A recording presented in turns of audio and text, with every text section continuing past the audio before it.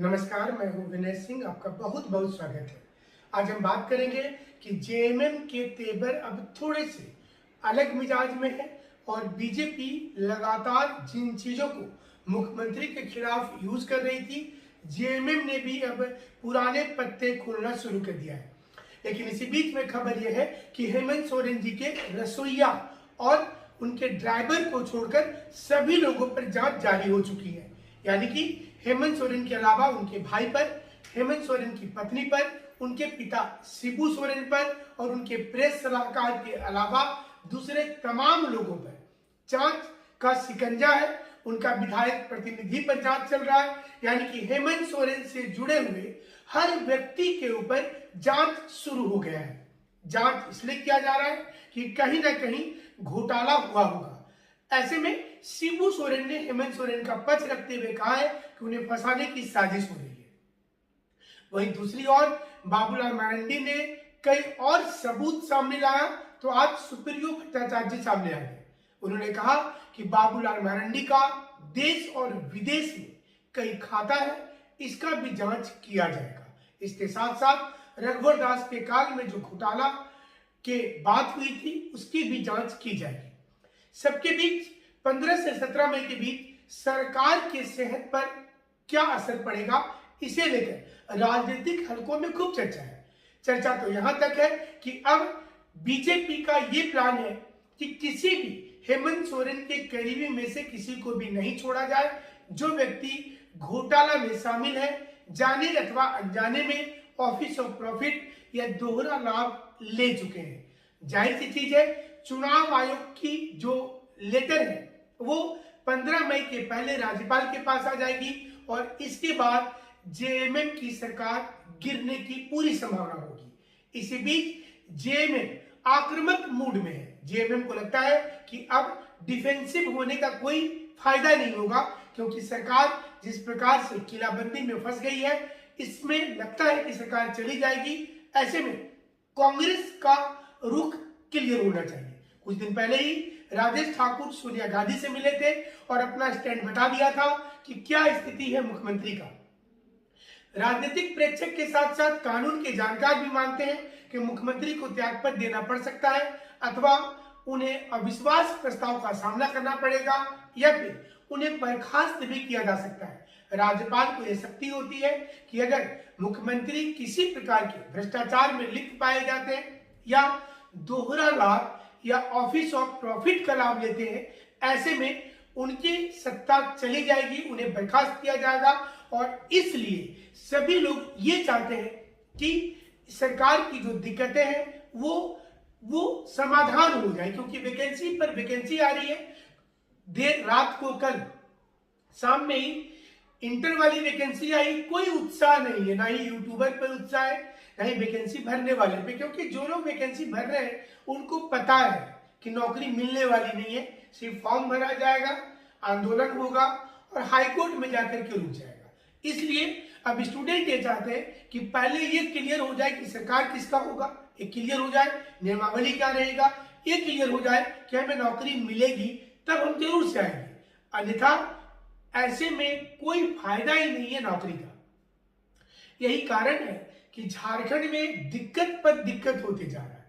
यानी कि स्टूडेंट को समझ में ही नहीं आता है कि वो क्या निर्णय ले।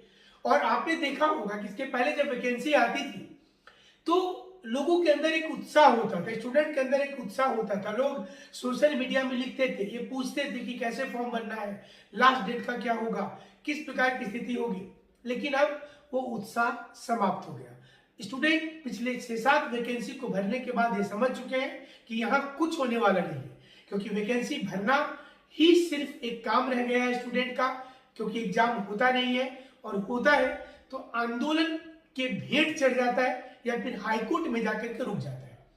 हाईकोर्ट को बाकी सारी चीजों पर आपने देखा होगा कि दिल्ली में जहांगीरपुरी में जब कुछ लोग जो पत्थरबाज थे उनका जब मकान तोड़ने की बारी आई तो 24 घंटे के अंदर सुप्रीम कोर्ट ने इस पर डिसीजन दे दिया, जबकि अनऑथोराइज्ड था सारा कुछ।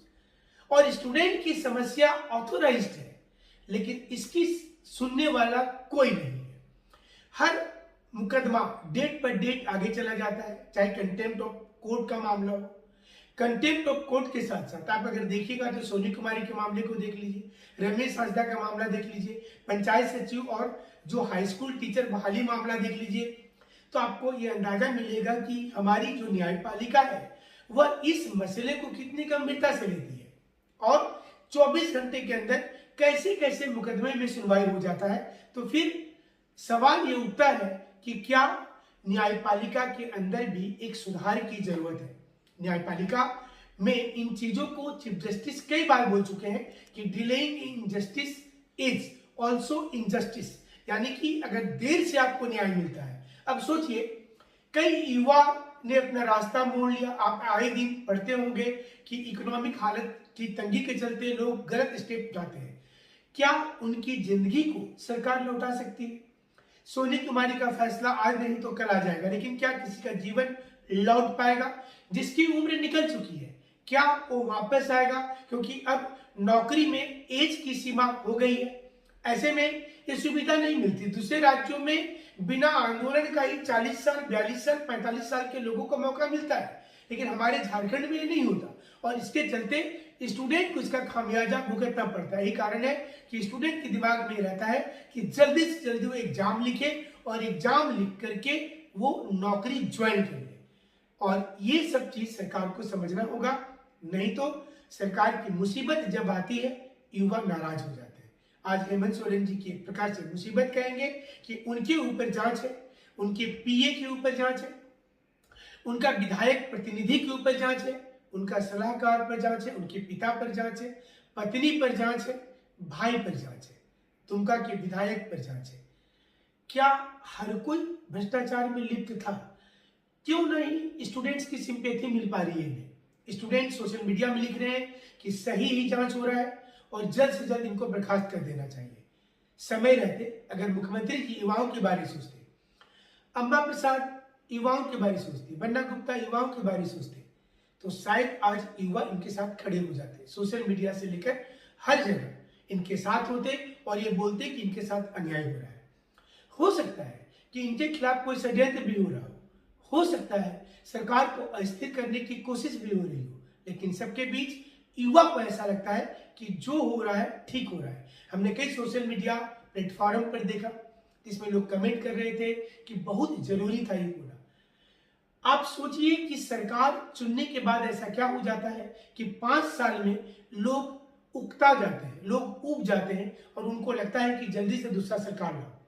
सीधा सवाल है कि युवा को राजनीति, भगवा, हरा झंडा, पीला झंडा से मतलब नहीं है, उनको नौकरी से मतलब है। और जब उनको नौकरी नहीं मिलता है तब वो परेशान हो जाते हैं और परेशान होकर फिर वो सोचते हैं कि क्या उन्होंने गलती किया सरकार चुनकर। हमारे साथ आप जुड़े रहिएगा, इसी प्रकार का सच्चा विश्लेषण और थोड़ा तीखा विश्लेषण जो सरकार को बुरा भी लगता है। हमारे साथ जुड़े रहिएगा। जुड़ने के लिए शुक्रिया, धन्यवाद।